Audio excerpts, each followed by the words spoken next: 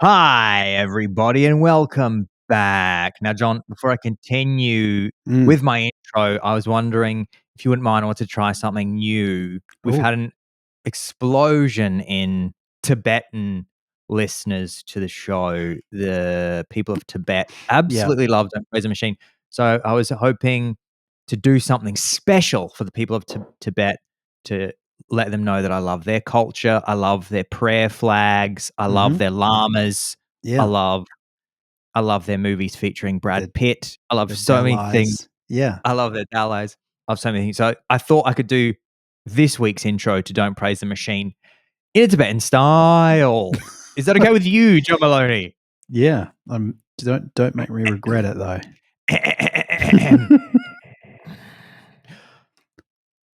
Hello, everybody, and welcome to Don't Praise the Machine. This is the internet's #1 comedy podcast about the ways that technology is shaping culture and so much more.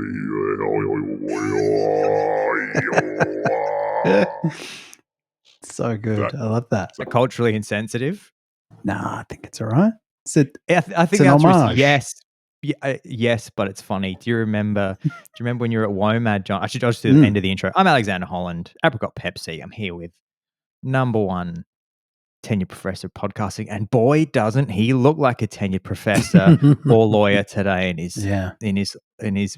Sunday best. He's got his church clothes on today, which I'll get to in a sec. But on to you remember the throat singing and at then I go to WOMAD the throat Adelaide. singing. Exactly. Tell that story about how you trusted a Tibetan throat singing man to send you a compact disc. Do you know the story? Fuck, I forgot about that. Yeah.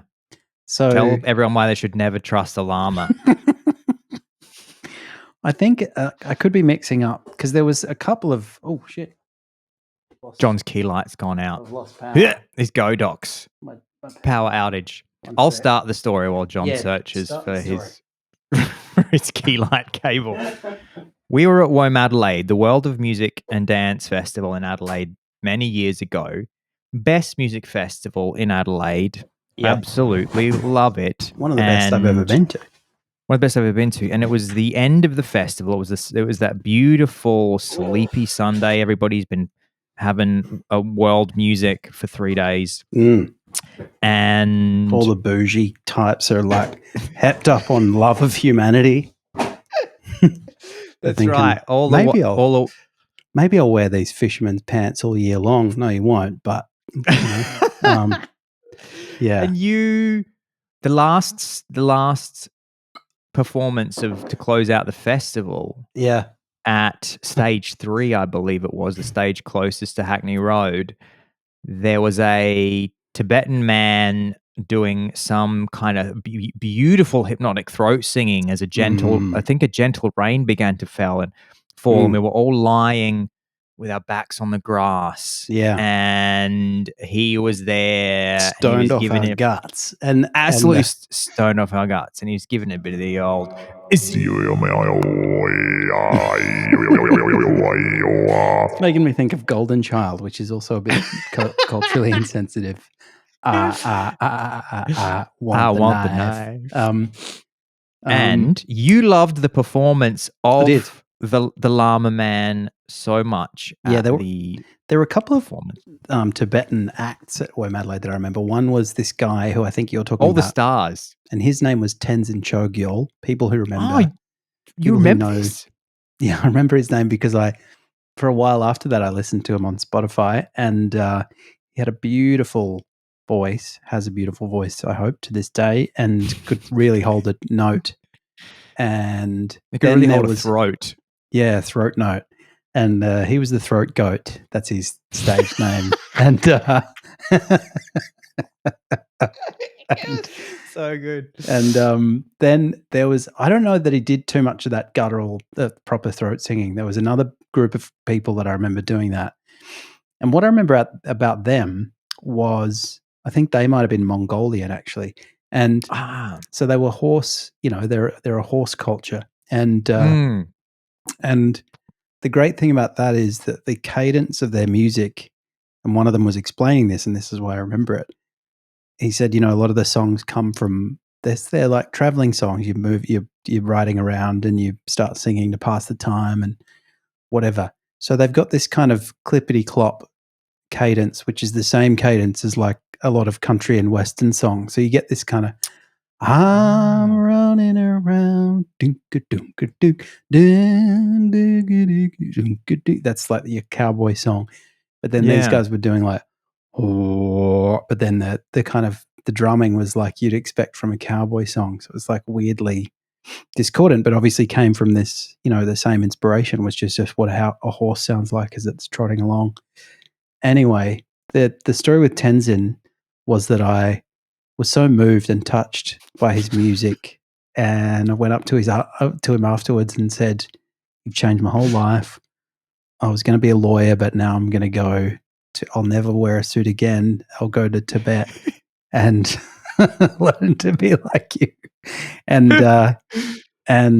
he said, "I promised to send you a CD." I must have paid him. I can't really remember. No, I think you said to him, "I love what you did up there.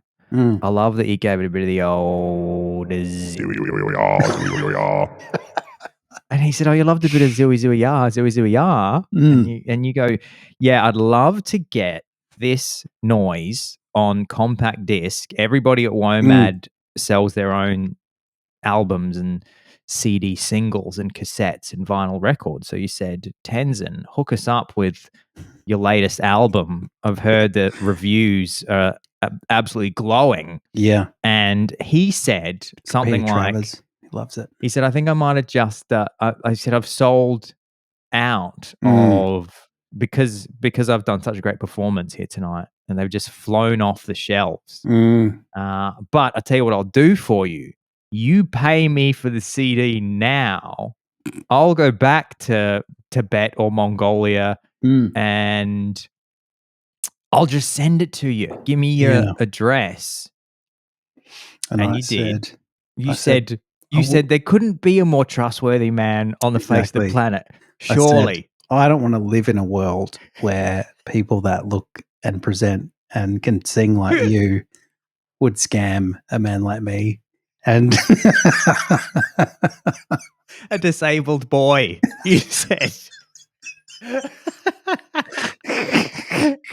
And a naive little disabled boy. A naive little disabled boy would be scammed by a man with kind of shamanic, beautiful qualities and a chiseled face. And he said, "No, that's not the world we live in, I promise. And I'll send you the CD as soon as I get home." And of course, the end of the story is I got the CD. And that's why I wanted to bring up the story, because it just shows everybody nothing bad happened. Because I wanted everybody to know that we do live in that world. Exactly. Don't doubt it for a second. I was a bit more naive than I suspect. I mean, look, maybe he didn't. He probably didn't. He didn't send the CD. He didn't send the CD. Could have been all sorts of reasons for that, Customs.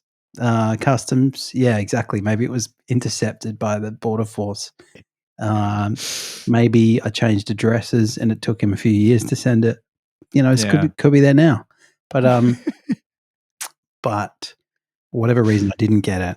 And I thought, you know what? I fucking am just going to become a lawyer and wear suits. And so here I am. That's a great segue. So again, we're always leaving little incentives for people to check out the YouTube channel. John has gone on. This is what you wear to a court appearance, John, because you've just come. End of the final hearing, you got to wear the gown, the whole kit and caboodle, the traditional barrister's outfit. And one day I will come on the podcast dressed in that outfit, I hope. But today was just what they call an interlocutory hearing, where it's not the final trial. It's just a kind of thing on the way. So they say, guys, it's casual. Just wear a suit and tie. It's Friday. Yeah, exactly. And so we did. And then I actually, it went way over time. and I knew we were going to record. And I said to my client, look, I know I appreciate it's looking pretty bad for you, but I got to scoot. I've got thumbnails to get ready and got my Godox light to plug in. And and I barely made it home in my suit. I like to undo the top button as well, and tussle my hair, because then it just looks like maybe I was a successful businessman, but something's gone wrong. Like I lost all my money on the stock market. Or you're like a door-to-door salesman that's made no Exactly. sales this week, Gil. and you rent's due. Gah. Man, I would like to wear more suits. It must feel good. It must just feel good wearing a suit, John. Because I actually, this is actually a new item that I've bought recently. I want to give a shout out. Lovely, yeah. To the It's good color for you. Thank you to the lovely folk at Uniqlo for this beautiful pullover. And I also tried on some clothes this week when I was shopping that I could not afford, like really beautiful coats that were hundreds of euros. Yeah. And I just was like, man, this is how I want to start dressing more. I just want to be wearing beautiful long camel coats. Yeah. And you must feel like a powerful man when you wear a suit like that. It's funny how it does affect. I mean, if I rocked up to court just wearing casual clothes, I don't think I'd do as well, because I think I do slip into my suit and I feel like I'm an adult man. I can do this.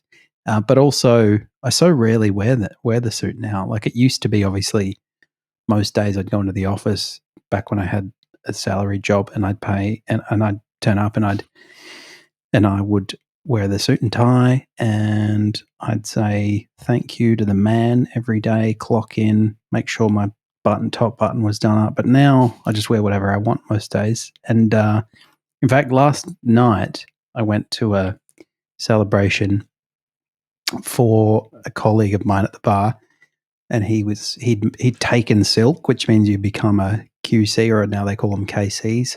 So you're like a senior barrister. And he sent an invitation out, no dress code on it, just saying, come and celebrate. And I'm having my silk celebration. It's at this bar, which is kind of like a swanky bar, but it's a bar. And so I just kind of put on a polo shirt and a jacket and chinos and thought I'd probably looked fine. And then every single there was probably about 50 men in there, and they were, to the last man, they were all dressed in suits. And I thought this is very old fashioned, that I suddenly like I don't often feel underdressed. I mean, even at a wedding, I feel like you can get away with kind of smart casual or whatever these days. Like, particularly the bar, if there's no dress code mentioned and it's like, come to the pub, even if it's a swanky pub, I wouldn't have thought. I wouldn't. I mean, it's. I guess it's also location dependent. I mean, you can't. I don't think there's anywhere in Berlin that you could find 50 men in suits at any given time. It's very much like a London city thing. Yeah, it's very oldie worldy, and that's how barristers are. And I felt like, and then I was talking to someone, and I said, oh gosh, I feel like I'm out of place not wearing a suit. And she said, yeah, actually, when you walked in, the guy whose silk celebration it was joked to me and said, I'm sure we can find John a jacket and tie. And I said, oh, okay, well, I'm gonna head out. And and I just went home, and I was like, I didn't enjoy that very much. So yeah, that was like, this is a sign to get more into the podcast. Exactly. Al always says I'm wearing nice clothes whenever I come on the screen. He always comments when I have a new jacket or a new shirt. He says, "Oh, you look nice." Yeah, don't get any respect from these people. So that's it. Today I handed in my practicing certificate. Hand in your wig. Handed in the wig. I think we've spoken about this before. You have a wig? Oh, I used to borrow it occasionally, but I actually borrowed the guy I shared a room with. I used to borrow his wig, but because it's kind of gone out in Victoria, you don't really have to wear it for most things. So I don't have a wig. I've got a gown, and I've got a jabot, which is like a little, kind of looks like you're a priest in the crucible or something. Yeah. And then I've got a bar jacket with my name stitched into it. So there's plenty of wank, but the wigs are they still use them in some places in Australia, but Victoria's kind of, you don't see them much anymore, which is a terrible shame. It's been a bad few years for the bed bug community. They used to love them. The bed bug community used to love wigs? The dust mite community used to live. The dust mite community. Live deep in the shag of wigs. Yeah, sometimes you used to see these old codgers wearing them, and it was almost like a mark of, I think it's like having a blood spattered sword or something, like if your wig looks real shit and manky, it's like this wig's seen some stuff. Like a baggy green in Australian Test cricket. You get the real fucked up one that's covered in beer stains and spit and blood. Piss. Exactly. Yeah. People know. VB remnants. John. Just reeks. I went running with my running crew last week, and one of my dear friends on the run, Sam, he was talking about how he takes care of some summer camp kids. It's one of the jobs that he does in Berlin. And he's like kind of my vintage. He's probably a little bit younger than me, but he was saying, we were talking about he was talking a little bit about the ways that he entertains the kids, and it came up that he had shown them Stand By Me recently, the film. And I hadn't thought of the film Stand By Me in years. And we had a bit of a chat about it, and he was talking about how much the little German kids loved it. I think it's an English-speaking camp, so I think parents who want to who I think have a little bit more money, I think typically they send their kids there to get a bit of a leg up in English. Right. And so Sam put Stand By Me on, and it was a big hit with the kids. Wow. Which they all rolled their eyes at the start of it because they could tell that it was old, and which is interesting as well because they could just obviously tell from the look of the film, because the film is set in 1959. So it's not like he put it on. They looked at it and went, "Oh, it's set in 1998." Like, even though it's set in 1959, obviously the look of it is so different to a film that would have been set in 1959. It was shot today and put up on Netflix. True. But he was saying that by the end of it, they were all won over and loved it. And I think there was a bit of tears in the room, and that made me think that I should rewatch it, because I had not seen it for years, and it was one of those films, much like Trains, Planes, and Automobiles in your family, John, which is like a Maloney family classic. Christmas classic. Yeah. A film I would call a family classic, a film that both the parents and children can enjoy and love. And often they'd be like 1980s PG rated films, maybe up to an M rating. But typically like PG-ish. Yeah. And in our family... In my family, they all have Steve Martin in them for some reason. Do you have any more Steve Martin films? Dirty Rotten Scoundrels. That was definitely a classic. It was probably actually those two. What was the Jerk? That was one of his early ones. Yeah, that's right. Yeah. And I watched Stand By Me. Yeah, it was a big family favorite in the Holland. Oh, okay. Because my old man loved it, and so it was a film that was like, oh, put Stand By Me on, and everybody can enjoy it because it's got quite adult themes in it as well. It's not just like all kiddie. No, and based on a Stephen King novella, isn't it? I did not know that. So I discovered a whole bunch of new things about the film that I didn't remember, because I didn't realize how long it had been since I'd seen Stand By Me. For anyone that hasn't seen it, it's an absolute classic. It's a Rob Reiner directed film, and it's one of those, if anybody has 100 films to see before you die book, it's going to be in there. Yeah, it's one of the absolute classics. It's a classic coming of age film. It's set in 1959, and it's the story of 4 young boys who overhear that there's a dead body of a boy that they knew from their town. The town's been looking for him. He's been missing, and a little boy overhears that maybe the body is actually by a train track in the specific part near their town, and the 4 boys decide, we're going to have an adventure, and we're going isn't it? What's that? He overhears this kid called Snake, who's one of the older It's like naughty Snake, kids. Ace. Mm. Kiefer Sutherland plays Ace, the real nasty, cool bully. Mm. And so I discovered all these things that I'd forgotten about it because it had been so long since I watched it. I watched it by myself. I just put it on my big screen. It was a fucking joy, I've got to tell you. Put my big screen up, put the projector on. Yeah, got myself a huge bucket of popcorn, this big. Anyone who can't see, it's like a wheelbarrow full of popcorn that I put on my Coca-Cola. It was perfect for the film. And Geordie is the main character. He's the boy, and Will Wheaton. That's right. Look at you, Will Wheaton, and he's still an actor, isn't he? Yeah, still an actor. It's got a great cast of boys. It's got Will Wheaton, River Phoenix, of course, everyone's favorite, Corey Feldman. Yes, and the fourth kid whose name I forget, O'Connell. It's Jerry O'Connell, is that it? That's the one. Yeah. Who's the who's the classic '80s kind of tubby butt of jokes kid, and then he grew up into a total heartthrob. And by today's standards, he's in quite good shape for an American, that boy. Yeah, that's right. He's dangerously gaunt. Yeah.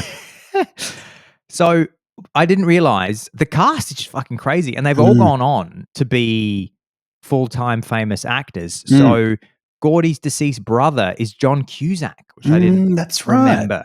Yeah. Who he's died in I think a car accident or something earlier in the or some kind of injury earlier in the film, and that's kind of one of the. It should have been you, Gordy.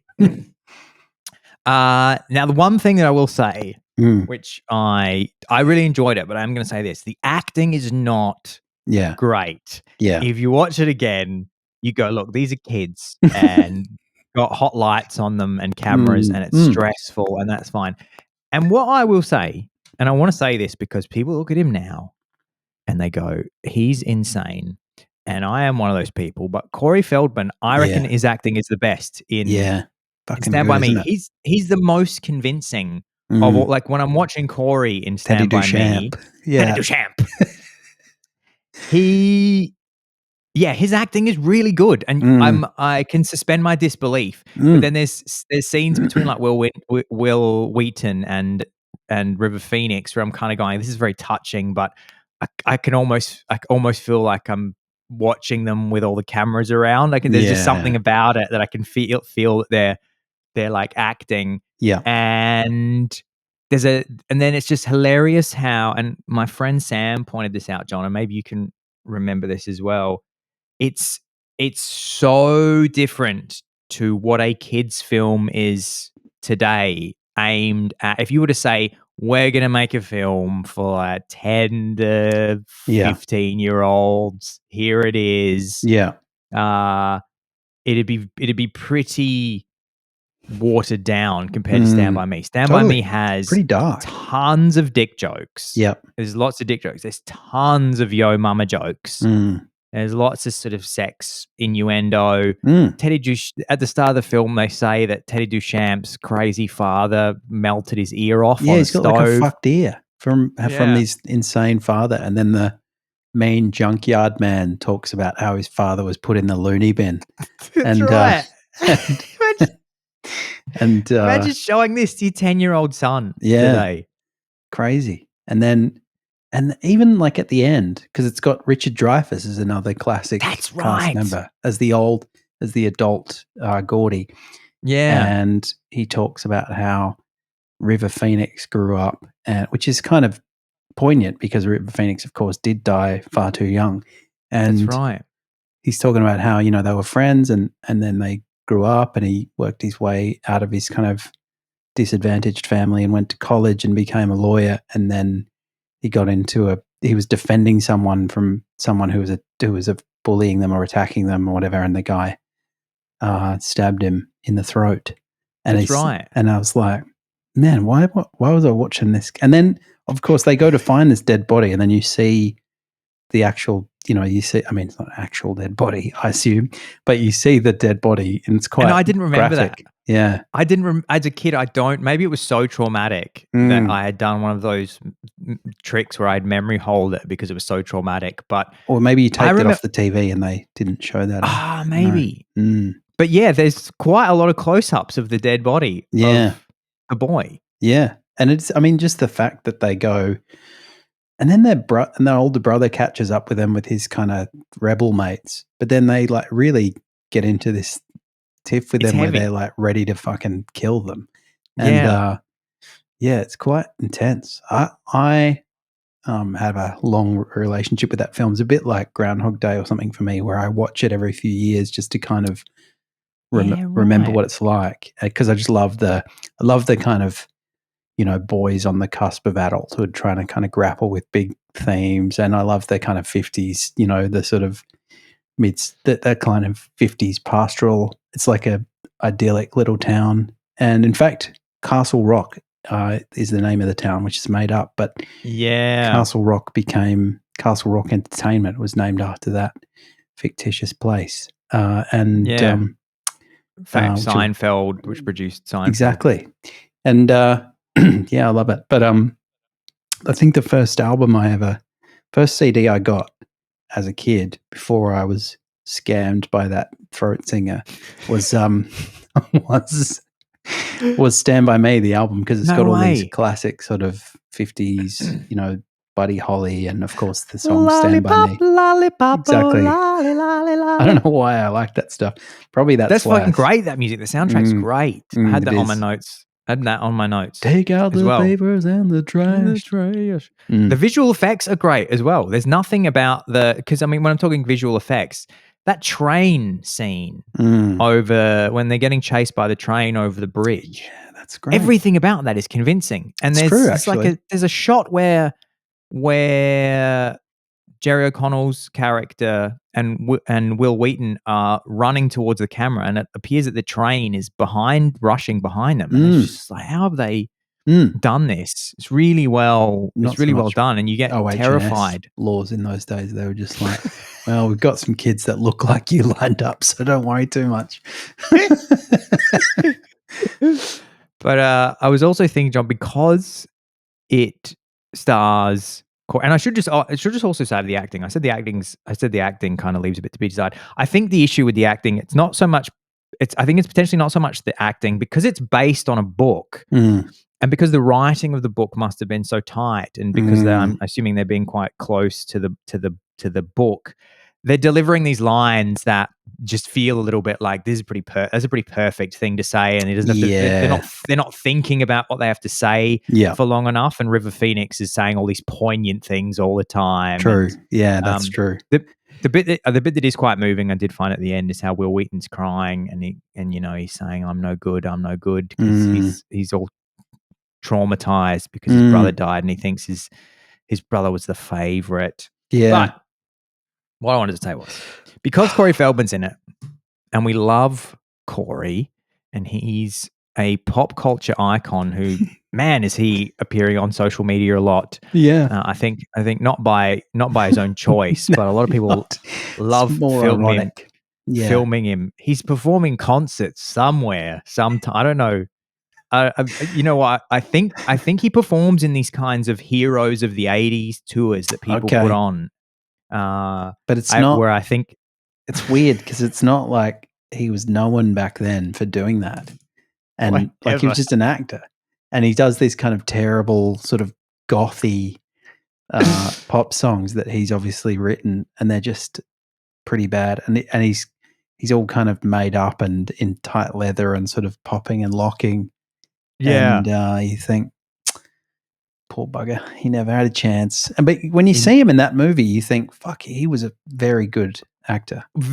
A real talent. It made me actually want to go and watch more Corey Feldman. And I remember as a kid, when I saw him in things, I always thought, this is a cool, whatever I'm going to watch is going to be cool, because Corey Feldman's a cool, like Goonies. He was the voice of Donatello in the first Ninja Turtles movie. The Burbs. He's great in that.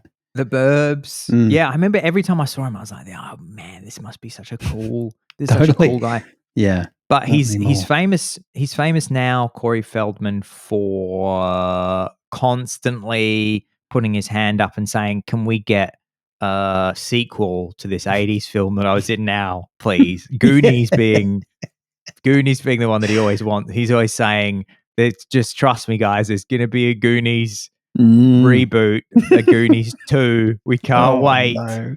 And it just never happens. But I'm saying, what about Stand By Me 2? Stand By You, they could call it. Yeah. Or I had written here. I came up with a stupid name for it. What have I written by here? Me. I think I just said like Stand By Me. I've got Still Standing By Me. Standing By Me. Here's the sequel. And here was my proposal. Because here's the amazing thing. It's tragic that River Phoenix died in 1993 at Johnny Depp's Viper Club from a drug cocktail overdose. But his character in the movie dies. So we couldn't use him in the sequel anyway. And everybody who survived, Teddy Duchamp and Geordie, and Vern is Jerry's character. They can all be in it again. And this is what I love about it. This is what I love about it as well. Stand By Me, the original, was shot in 1985, but it was set in 1959. Right. So there's 39 years between those two periods. And so or rather, there's 39 years between when the film was shot in 85 and now 2024. Okay. So basically the characters have all aged 39 years, which means the sequel that we'd have to make has to be 1959 plus 39, and that's 1998. I'm just thinking, fucking hell, what a great film this is going to be. Still Standing By Me. Yeah. Put it in New York. It's Vern, it's Teddy Duchamp and Geordie. And they come back together in 1998 in New York. They're just grown men who hear about a dead body and they're going... And Geordie's going, on the New York subway. Think this is appropriate. They're walking down the New York subway line at night time with all rats and water dripping on them. He was dead. It's a coming of age film. It's just some poor man in the subway. And originally it was called The Body, and then That's right, the novella, by Stephen King. But the Rob Reiner changed the title to Stand By Me, I think, because two of the cast members were kind of fooling around on set, and one of them was teaching the other how to play Stand By Me on guitar, and he just found it a touching interaction, and then for some reason called the movie Stand By Me. Because when you think about it, like, it doesn't have much to do with the title, but no, because they don't stand by me, they just go and find a dead body. Which is why Stephen called it The Body. But apparently it's one of the few adaptations that he was very... In fact, I think it might be the thing that if you ask him in an interview, Stephen King, what was your favorite film of a book you wrote, he will say Stand By Me. He loved it. Is he known to not be particularly... I think he's quite critical of some of them, He says, like, that's Pet Sematary was rubbish or whatever. I don't know what he doesn't like. So then if I was interviewing him, I'd then going, well, then why don't you tell him to stop making them? Yeah, exactly. Why didn't you say, after a bunch of them that you didn't like, why didn't you go, don't make them, instead of, could you do 100 more, please? Exactly. I'll only... my condition is I only get paid if I like it. But he's done an incredible number of, I suppose there have been an incredible number of adaptations of his books. Green Mile. Yeah. The Stand, and It, obviously. It recently got a reboot, which probably put some wind in Corey's sails, because he was like, fucking staring us in the face, guys. Stand By Me too. What about, he did Misery is him as well. Misery is him as well, which you talked about last week. Yeah. The Shining, is that him? The Shining, that's correct. Fucking hell. Did he write Carrie? Oh, Shining was one that he didn't like because okay. he said, yeah, it was a good film, but it just didn't really have anything to do with what I liked about my book. And Did he everyone write? said, but you got paid, right? And he said, fucking oath I did. Can you stop slagging everybody off and just go back to drinking mouthwash because you're a terrible alcoholic? That's right. I always remember that story about him drinking mouthwash. I'm just gonna put in. When I think to myself, I've had a bit too much to drink this week, I think, no, alcoholic means drinking mouthwash. I wouldn't do that. That's what you say to your doctor when your doctor says you are by definition clearly an alcoholic, and you go, "Pretty sure I'm not." I'm pretty sure that's when you end up drinking mouthwash. I'm going to ask Perplexity to tell me all the Stephen King films that have been made into great idea. movies. Okay, so I was right. This is insane. Get ready. Rub your hands together. We got. I think this is great. It's doing them in order. So it goes Carrie, The Shining, Creep Show, Cujo, The Dead Zone, Christine, Children of the Corn, Firestarter, Cat's Eye, Silver Bullet, Maximum Overdrive, Stand By Me, Misery, Shawshank Redemption. Of course. Yeah. Fucking hell. Absolute Don't Praise the Machine classic. The Green Mile, The Mist, It, Doctor Sleep, and something came out in 2019 called It. Oh, It Chapter 2, another It again. Yeah. Man, I want to see what fucking kind of mansion does Stephen... Yeah. What is he spending all that money on? He must be haunted insane. with a pet cemetery. It didn't mention Pet Cemetery. Pet Cemetery's him, isn't it? Yeah, Pet Cemetery. It's got a crazy clown that haunts the house. It's got the shining door with the hole in it from when the axe went from the Here's Johnny scene. In the tall, there's more too. In the Tall Grass, Secret Window, Mr. Harrigan's Phone. I mean, that's got to be more than Hearts in Atlantis.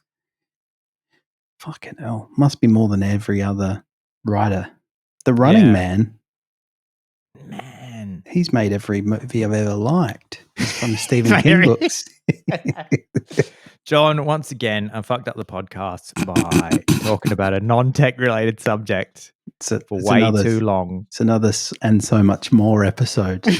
I will say, you know what? It was a tech bit because what I also didn't remember about Stand By Me is that it has a computer in it. And when I saw that, I was really thrown because I had no memory of there being any modern computer technology. If somebody had said, what do you remember about Stand By Me? Is there a computer in it? I'd go no, it's set in 1959. Yeah. But the Richard Dreyfuss bit at the end when he's completing the story that he's writing and his sons are saying, come on, Dad, come out with us.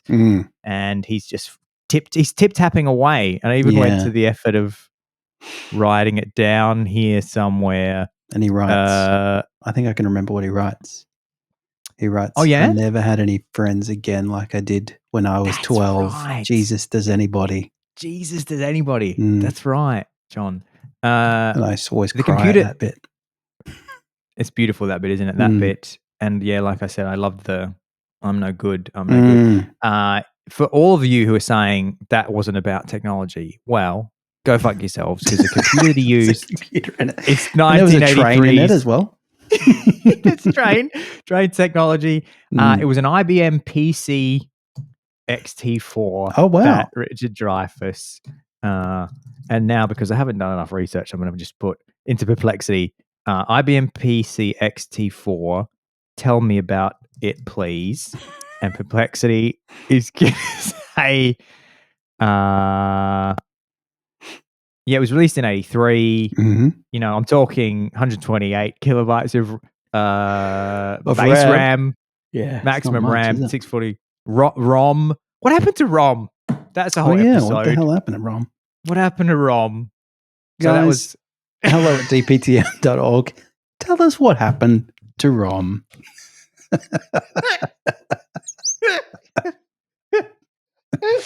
John, what's been happening in your Schnuck of the Wars? I've had an experience a couple of nights ago which filled me with joy which is also not tech related, but I think, worth mentioning because it was on my weekly newsletter that I enjoy writing so much. I wrote an entry a couple of weeks ago about how I went to get a haircut and how the experience that I had was kind of profoundly subpar, and I was about to have to appear on the podcast more or less clean shaven, which I'd never done before because it was so wonky. Basically, I tried to go to my usual guy. He was away. Then I went to this other place, and the main gimmick of that place was that there were two twins running it, and two twin brothers, identical. But I didn't get my hair cut by either of them. There was some other guy, and it was his first day.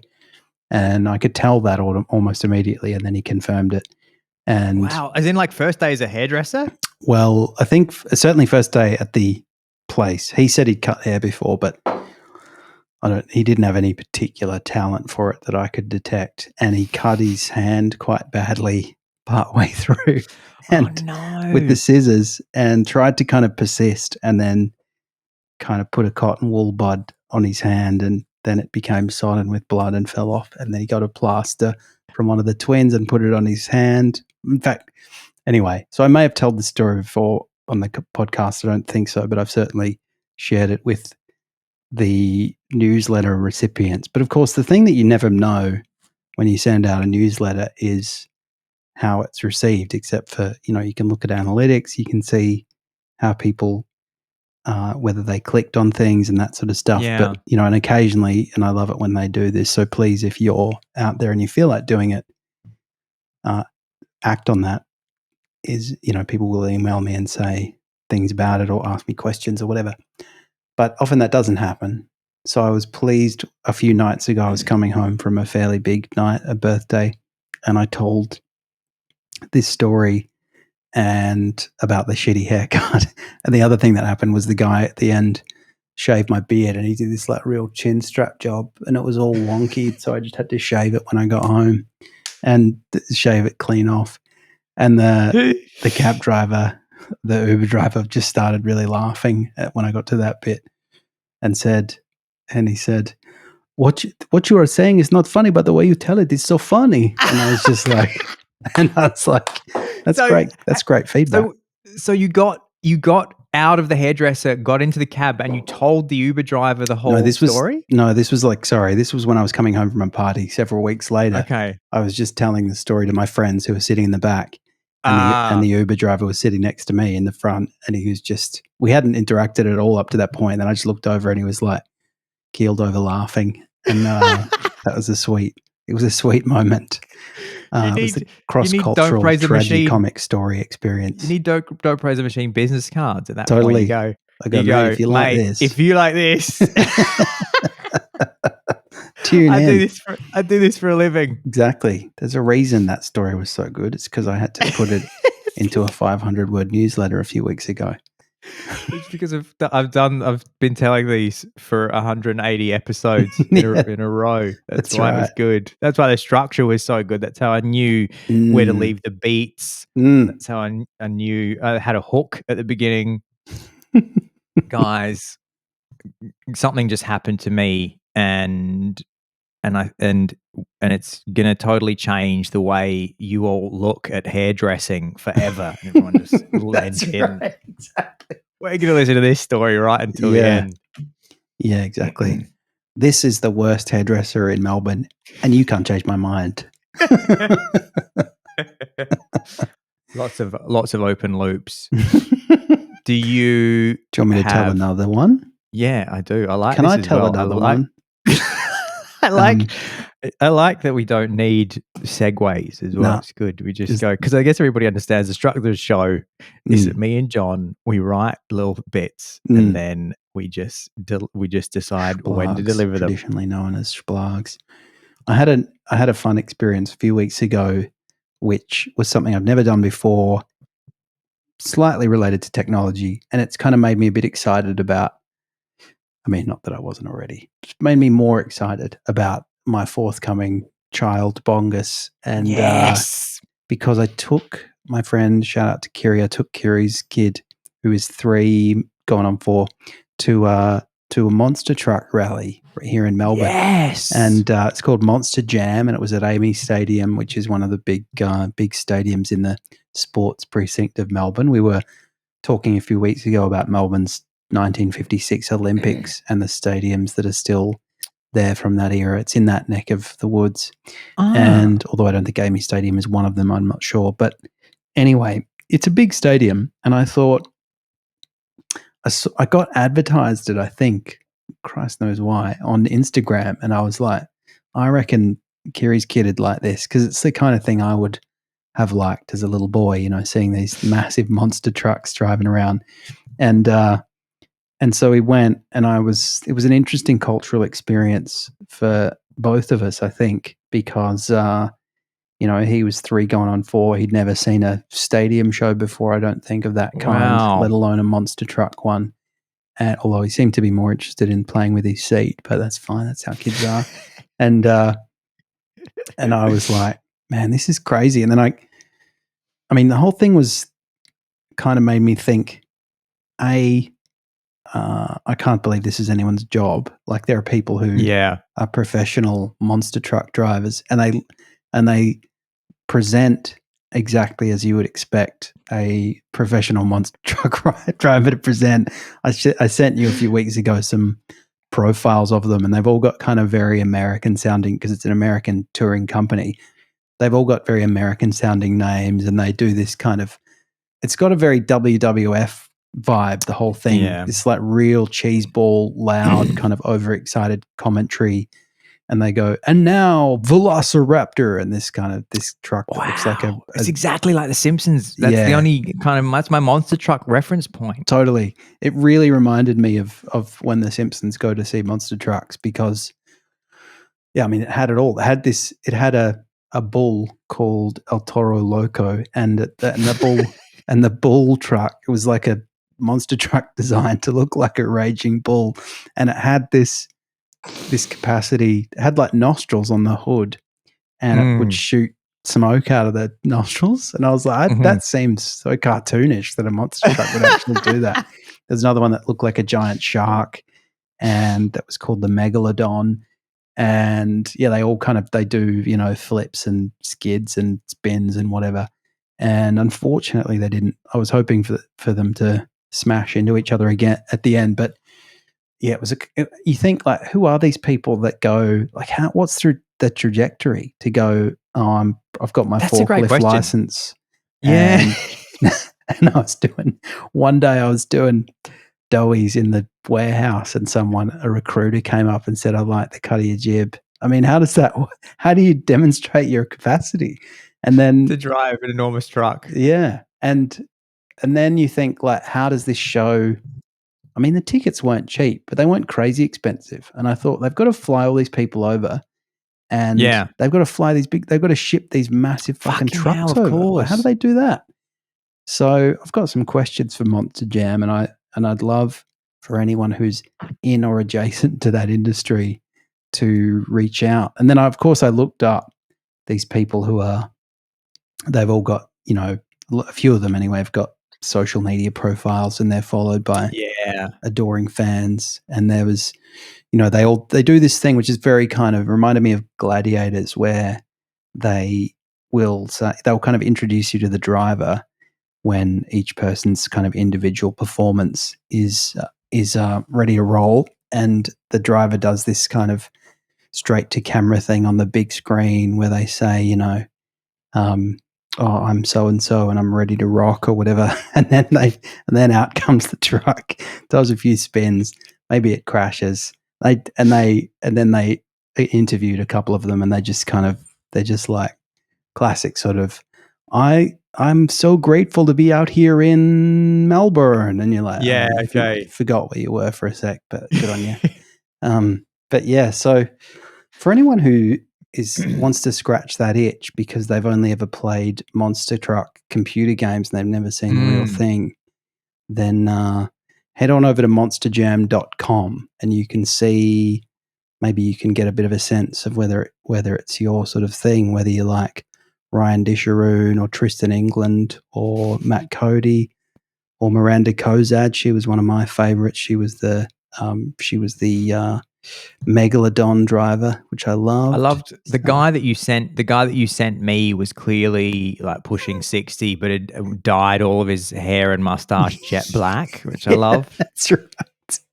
Yeah, totally. He looked like Charlie Porkin, his name was, which I loved as well because it just sounded like the most like monster. I drive a monster truck name that you could have. So yeah, thanks very much for that experience. To Monster Jam and to Kiri's Boy, I hope you remember it for the rest of your days. And you too harbour dreams of becoming a monster truck man. Do you sing Mr. Mister's Kiri to your friend Kiri? I do actually, yeah. Kiri, listen on the road. What a fucking great song. Travel. It's classic. I wasn't really familiar with that song, and then our boy, our favorite comedian Brian Jordan Alvarez, just posted a video of himself like singing it at the top of his lungs in his car, and I was like, man, that's a fucking great song. I didn't realize that they'd had a second great song because everybody knows Broken Wings. The other thing I thought was actually does tie into, because we talk a lot about franchises and the kind of fate of Hollywood on this show. And some of the trucks were like obviously from that universe. There was a Thor truck, there was a Spider-Man truck. And I thought it's so weird that like I mean, it's not that weird because of course it would be, but it just didn't occur to me that someone at Marvel, it's their job to like license their IP for use on monster truck designs. Yeah. But I guess it's like, that's how you get the kiddies hooked. To license on anything. So I remember there being a BuzzFeed style listicle some years ago that was the most outrageous Star Wars licenses that had been granted, because as soon as George Lucas sold it to Disney, they just said, well, we paid billions for this, and so, or however much they paid. So we want to recoup our money, and we don't really give a shit about integrity. And so there's like supermarkets that had like the dark side oranges in the and there's like Tatooine bananas. Yeah. Tatooine bananas. Yeah. Just everything that you could possibly imagine now has Star Wars on it. Whereas I think Lucasfilm was a little bit more protective of the IP. Disney's just gone, no, if you've got the money, it's much the same way that Snoop is just for sale. If you've got the money, he will do a verse. It doesn't matter if nobody's heard of you. It doesn't matter if you have a problem. I'm sure it doesn't. They don't probably look into how problematic your past, mate. You could probably just be like a grand wizard of the KKK, and like he'll just like do a verse for you because they won't even look. Right. They wouldn't even look into what you'd been up to. No, he probably just goes. He's just in a studio going, next. Who we got here? Okay, exactly.